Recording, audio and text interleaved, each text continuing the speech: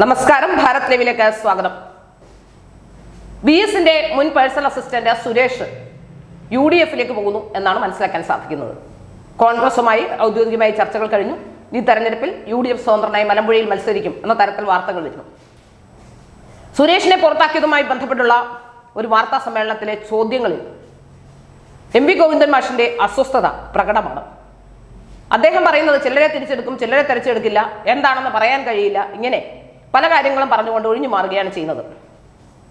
സുരേഷിനെ നമുക്കറിയാം VSന്റെ തണലായി നിന്നു എന്നതുകൊണ്ട് VSനെ പുറത്താക്കാൻ പറ്റാത്തത് കൊണ്ട് ആ അരിശം ചേർത്തത് സുരേഷിലൂടെയാണ്.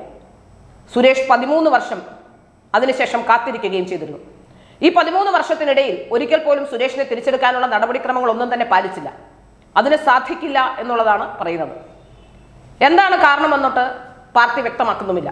പാർട്ടിയുടെ തീരുമാനമനുസരിച്ചാണ് ഇതൊക്കെ എന്ന് പറയുന്നുണ്ടെങ്കിലും എന്താണ് സുരേഷിനെ തിരിച്ചെടുക്കാനുള്ള തടസ്സമെന്ന് വ്യക്തമാക്കാൻ ഇതുവരെ പാർട്ടിക്കും കഴിഞ്ഞിട്ടില്ല. സുരേഷ് അടിയുറച്ച ഇടതുപക്ഷക്കാരനായിരുന്നു എന്ന കാര്യത്തിൽ ഒരു സംശയവും വേണ്ട. VSനൊപ്പം നിന്നതുകൊണ്ട് പുറത്താക്കപ്പെട്ട പലരുമുണ്ട്. നമുക്കറിയാം, ഷാജഹാനും ജോസഫ് സി മാത്യുവും ഒക്കെ അത്തരത്തിൽ പാർട്ടിയിൽ നിന്ന് പ്രശ്നങ്ങൾ നേരിട്ടവരാണ്. അതുപോലെ തന്നെ മറ്റൊരാളായിരുന്നു തീർച്ചയായും സുരേഷ്. ഇവരെയൊക്കെ മാത്രമേ തിരിച്ചെടുക്കാതുള്ളൂ. ചിലരെയൊക്കെ തിരിച്ചെടുക്കുകയും ചെയ്തു. അതായത് VS അച്യുതാനന്ദനോടൊപ്പം എന്നും ഉയർച്ച നിൽക്കുകയും ആ ആദർശങ്ങൾ ഉയർത്തിപ്പിടിക്കുകയും ചെയ്യുന്നവരെ ഒരു കാലത്തും തിരിച്ചെടുക്കില്ല എന്ന വ്യക്തമായ സന്ദേശം നൽകുകയാണ് സുരേഷിന്റെ പുറത്താക്കലിലൂടെ. ഏതായാലും മലമ്പുഴയിലേക്ക് സുരേഷ് എത്തുമ്പോൾ ഇത്രയും വർഷം ഇടതുപക്ഷം മാത്രം ഭരിച്ചുകൊണ്ടിരുന്ന വളരെ പ്രധാനപ്പെട്ട ഒരു മണ്ഡലമായിരുന്നു മലമ്പുഴ. VSനെ മുഖ്യമന്ത്രിയാക്കിയ മണ്ഡലവും മലമ്പുഴയാണ്. ആലപ്പുഴയിൽ ഒന്നും ജയിക്കാത്ത VSനെ കൊണ്ടുപോയി മത്സരിപ്പിച്ചത് പാലക്കാടായിരുന്നു. പാലക്കാടല്ല, മലമ്പുഴ. മലമ്പുഴയിൽ VS മത്സരിച്ച ശേഷവും ആ സീറ്റ് എവിടെയും പോയിട്ടില്ല. അവിടെ BJP നല്ല രീതിയിൽ വളർന്നു വരുന്ന ഒരു മണ്ഡലം കൂടിയാണ്. ഏതായാലും ഇത്തവണ അവിടെ BJPയുടെ ശ്രീകൃഷ്ണകുമാർ സ്ഥാനാർത്ഥിയാകുമെന്ന് ഏതാണ്ടൊക്കെ ഉറപ്പായ കാര്യവുമാണ്. അവിടേക്കാണ് ഇപ്പോൾ സുരേഷിന്റെ കൂടി വരവുണ്ടാകുന്നത്.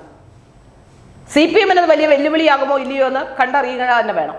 ഏതായാലും സുരേഷ് അവിടെ മത്സരിക്കുന്നു എന്നുള്ളത് VSനോടുള്ള ആദരവും VSനോടുള്ള സ്നേഹവും മലമ്പുഴക്കാർ ചിലപ്പോൾ അത് സുരേഷിലൂടെ പ്രകടിപ്പിച്ചാൽ അതിലൊട്ടും അത്ഭുതപ്പെടാനുമില്ല. കാരണം സുരേഷിന് ഇപ്പോൾ തന്നെ കഴിഞ്ഞ 13 വർഷമായി അവിടെ പാർട്ടിയിൽ എങ്ങനെയെങ്കിലും തിരിച്ചു കയറാനായി കിണഞ്ഞു പരിശ്രമിച്ചിരുന്ന സുരേഷിന് ഇപ്പോൾ തന്നെ ഒരു രക്തസാക്ഷി പരിവേക്ഷ ലഭ്യമായിട്ടുണ്ട്. വരുന്ന തെരഞ്ഞെടുപ്പിൽ കോൺഗ്രസിന് മൃഗീയ ഭൂരിപക്ഷം കിട്ടാനുള്ള സാധ്യതകളാണ് നമ്മൾ മുന്നിൽ കാണുന്നത്. വളരെ കൃത്യമായി നോക്കിയാൽ ഭരണവിരുദ്ധ വികാരം അലയടിക്കാൻ സാധ്യതയുള്ള തെരഞ്ഞെടുപ്പ് തന്നെയാണ്. ഈ തിരഞ്ഞെടുപ്പ് വരുമ്പോൾ തീർച്ചയായും സുരേഷോടെ മത്സരിക്കുമ്പോൾ എന്താണ് സംഭവിക്കുക എന്ന് പ്രവചിക്കാനും സാധ്യമല്ല. സുരേഷിലൂടെ മലമ്പുഴ പിടിച്ചെടുക്കുക എന്ന ലക്ഷ്യമാകും ഒരുപക്ഷെ കോൺഗ്രസിന്റെ മുന്നിലുള്ളത്. സതീശൻ പാച്ചേനിക്ക് വളരെ കുറച്ച് വോട്ടുകൾക്ക് നഷ്ടപ്പെട്ടു പോയ ഒരു മണ്ഡലമാണത്. അതുകൊണ്ട് തന്നെ അതെങ്ങനെയെങ്കിലും ഇത്രയും കാലം CPMന്റെ കയ്യിലിരുന്ന ആ മണ്ഡലം എങ്ങനെയെങ്കിലും പിടിച്ചെടുക്കുക എന്ന ലക്ഷ്യത്തിലേക്ക് കോൺഗ്രസ് നടന്നെടുക്കുന്നു എന്നാണ് മനസ്സിലാക്കാൻ സാധിക്കുന്നത്.